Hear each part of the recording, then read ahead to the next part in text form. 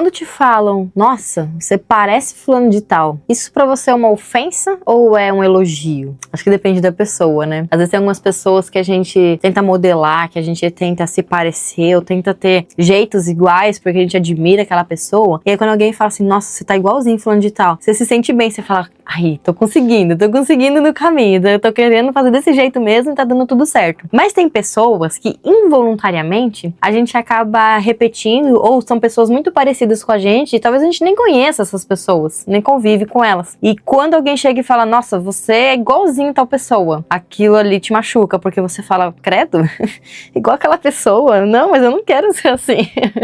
Já aconteceu com você? Antes de mais nada, meu nome é Patrícia Bueno, eu sou casada, eu sou mãe de 2 estudantes de teologia. E esse canal ele serve para te aproximar de Deus de uma forma leve, de uma forma tranquila, para que você possa voltar aos braços do Pai e se tornar filha dele novamente. E aí, o que acontece?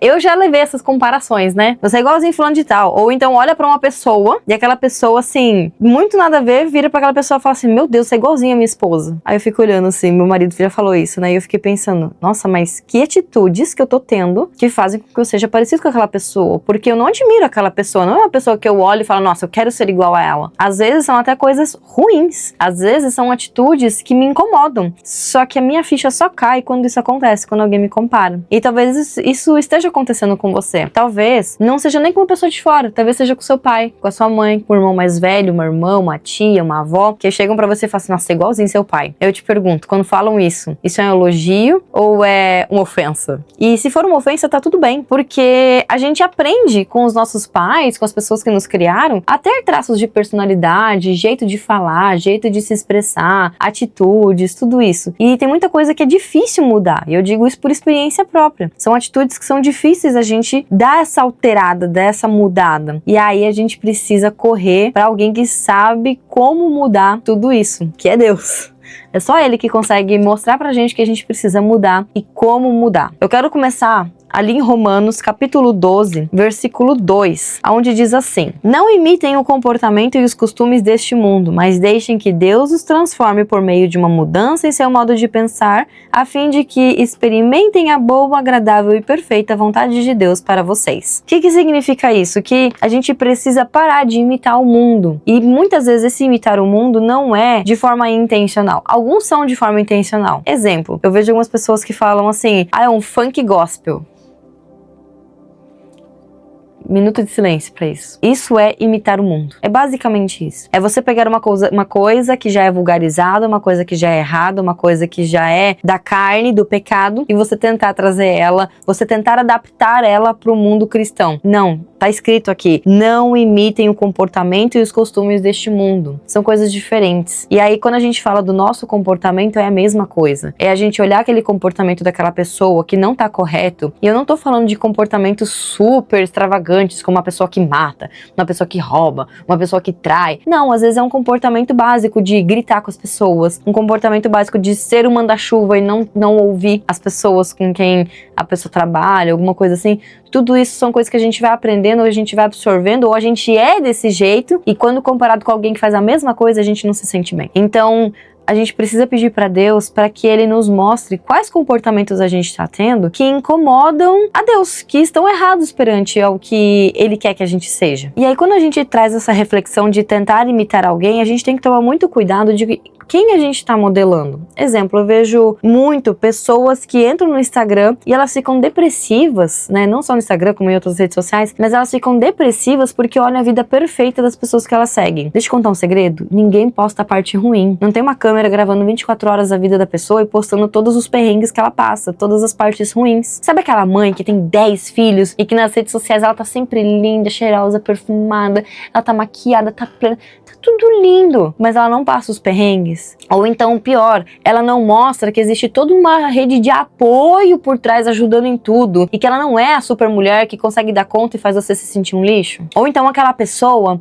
que, nossa, ela tem um casamento bem sucedido, ela tem filhos bem sucedidos, ela tem uma empresa bem sucedida, tudo, a casa dela tá em ordem, e aí ela posta isso nas redes sociais, mas em nenhum momento ela posta, por exemplo, que ela tem quem ajude ela no lar, que o marido dela abriu mão, por exemplo, às vezes de trabalhar fora para poder ficar com as crianças criança porque ela tá trabalhando fora, ela não fala isso. Ou então fala que é perfeito no casamento, mas às vezes quem convive com essa pessoa sabe que existem sim várias brigas dentro do casamento, e aí nas redes sociais a pessoa fala, não, eu nunca briguei com o meu marido, a gente nunca discute. Cuidado com quem você tá modelando na internet, porque na internet não é 100% real. Esse foi um dos motivos que me levaram a sair do Instagram, porque eu sentia que lá eu precisava ser quem eu não era, e eu não queria mais isso. Tanto que quando eu vim aqui pro YouTube, foi a primeira vez que eu resolvi gravar, fazer as coisas dentro da minha casa, mesmo ela sendo simples, porque a gente tá em processo de construção, a gente tá em processo de sair daqui, mas lá no Instagram eu não me sentia nem um pouco confortável em fazer isso, e aqui eu me sinto, porque eu sinto que vocês que estão aqui, vocês estão aqui porque realmente querem crescer na fé, vocês querem crescer em Deus, independente de onde eu moro. Já lá é muito status, é muito aonde você mora pra querer estar me ensinando essas coisas, é mais ou menos isso. Tanto que esse ano foi a primeira vez que eu fiz o aniversário dos meus filhos dentro da minha casa. Eu nunca fiz dentro da minha casa, tinha muita vergonha, inclusive dos meus irmãos. Pensa, as coisas mudam, sabe? Quando a gente para de querer se parecer com pessoas da internet. Tem uma pessoa que eu vou te indicar que você precisa, assim, conhecer tudo da vida dessa pessoa, você precisa devorar, você precisa ler a biografia, você precisa ser, assim, se eu posso te falar, 100% igual a essa pessoa. 100%. E eu vou te trazer essa pessoa aqui em Efésios capítulo 5, versículo 1 e 2. Portanto, como filhos amados de Deus, imitem-no em tudo que fizerem. Vivam em amor, seguindo o exemplo de Cristo que nos amou e se entregou por nós como oferta e sacrifício de aroma agradável a Deus. Tá aqui a biografia, tá aqui tudo o manual que você precisa para imitar uma pessoa muito importante, Jesus Cristo. Quer imitar alguém? Imita Jesus. Jesus brigava com as pessoas assim, sem necessidade. Jesus gritava com pessoas que simplesmente queriam um conselho dele. Jesus mandava, ou ele era um mestre que sabia gerenciar a situação. Jesus mentia? Jesus traía? Jesus roubava? Não. Jesus era amável. Jesus, ele era bondoso. Jesus, ele era um ouvinte. Jesus ajudava as pessoas. Ele tinha um coração bom. Mas, Paty, como é que eu faço para imitar Jesus? Eu vou te dar uma dica bem legal que tá lá em Gálatas, capítulo 2, versículo 20, que diz assim, ó: fui crucificado com Cristo, assim já não sou eu quem vive, mas Cristo vive em mim. Portanto, vivo neste corpo terreno pela fé no Filho de Deus, que me amou e se entregou por mim. Presta atenção que tá escrito, mas Cristo vive em mim. Tá fácil. Cristo já vive dentro de você. Você já é templo do Espírito Santo. É só você se entregar de corpo e alma. É só você realmente ser uma pessoa convertida, não uma pessoa convencida de que você tem que fazer isso ou tem que fazer aquilo. É você de coração, você se converter e você se entregar pro Espírito Santo e falar: Espírito Santo, guia minha vida, me mostra o que eu tenho que fazer. E eu sei que por muitas vezes, quando você é comparado com alguém, quando você é comparada, não é porque você quer agir desse jeito, é porque você foi ensinado. E várias vezes você nem percebe o que tá acontecendo até que um dia a bomba estoura. Então, por exemplo, eu tinha muito costume de mentir, eu tinha muito costume de intensificar minha dor. Gente, essa é fantástica. Eu tinha um costume, tinha assim, há pouco tempo ainda, tá, gente? Eu tô em processo de melhorar, eu sou bem sincera. E eu tinha um costume muito feio de, por exemplo, toda vez que eu ficava doente, seja uma gripe, seja uma cólica, seja qualquer coisa que eu tivesse, parecia que eu tinha que mostrar pro mundo que eu tava mal. Principalmente pro meu marido. Eu tinha necessidade de mostrar pro meu marido que eu tava, assim, no fundo do poço, assim, me fazendo, assim, a maior vítima da face da terra, pra ele me dar colo. Mais ou menos assim. E aí, da última vez que isso aconteceu, ele virou pra mim e falou assim: tá, e se um dia você receber uma notícia de que você tá com câncer ou alguma coisa assim, como é que vai ser? Você vai morrer só com a notícia? A minha ficha caiu. Eu tava com uma virose, gente. Virose. A mesma virose que meu marido e meus 2 filhos pequenininhos tinham pego, vomitando, passando mal. Quando eu peguei, meu Deus, parecia que eu tava morrendo. E aí eu caí em mim e falei assim: caramba, peraí, isso eu tô replicando de algum lugar. E aí eu busquei as minhas memórias e eu entendi de onde que vinha isso. Eu aprendi isso em algum lugar. Teve uma pessoa que fez isso, que me ensinou a fazer isso involuntariamente. Essa pessoa aprendeu com alguém também. E aí, quando a gente não sabe como sair disso, existe também um manual de como você conseguir mudar essas ações dentro da sua vida. Salmo 139, versículo 23 e 24. Eu gosto muito, porque ele dá esse direcionamento, ele dá esse norte pra gente, sabe? É incrível como Deus é muito perfeito. Deus é muito, muito, muito perfeito. Presta atenção. Examina-me, ó Deus, e conhece meu coração. Prova-me e vê meus pensamentos. Mostra-me se há algo em mim que te ofende e conduze-me pelo caminho eterno. Você pode ler esses 2 versículos no meio da sua oração. Você pode pedir para Deus te mostrar o que é que você está fazendo que está errado e como que você pode mudar isso. Como que você pode tomar essa consciência e mudar esse seu jeito de ser, mudar esse seu jeito de falar, mudar essa sua,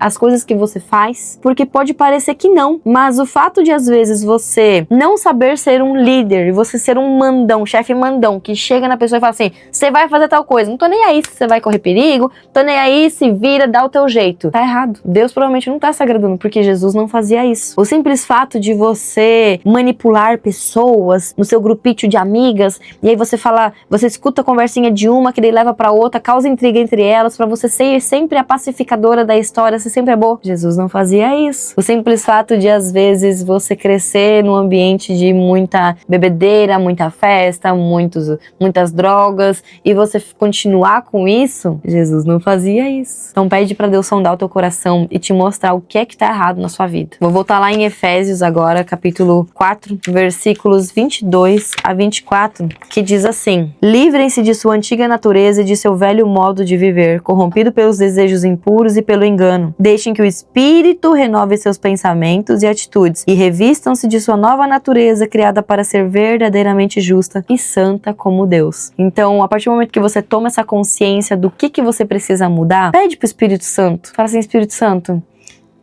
toma conta de mim, renova meus pensamentos, invade a minha alma, me mostra e muda o meu jeito de pensar, me mostra pra onde eu tenho que ir. Nem sempre vai ser fácil, não vai ser de um dia pro outro que simplesmente você vai mudar o seu jeito de ser e tá tudo lindo e maravilhoso. Não, às vezes pode levar muito tempo. Às vezes você vai estar lutando contra um jeito de ser e de repente algum gatilho acontece que aí você volta a ser aquela pessoa. Eu digo por mim ontem. Ontem meu marido saiu, ele foi fazer uns corres pra família dele e aí eu achei que ele ia só fazer uma coisa e ele tava demorando demais. Quando eu liguei pra ele, eu já fui grossa. Onde é que você tá? Por que você tá demorando? E por que isso? Por que aquilo? E aí ele até falou assim, nossa, parecia a velha Patrícia de antes, meu Deus do céu. Sendo que ele só tinha ido levar a família dele ali, fazer uns corres, assim, coisa normal, assim, nada fora do padrão, sabe? A irmã dele tava junto e tudo mais. E aí eu pensei, caramba, era assim que eu era antes. Aquela doida psicopata que se atravasse um minuto já ligava, extremamente ciumenta. E, sabe, enfim, eu não era uma boa pessoa.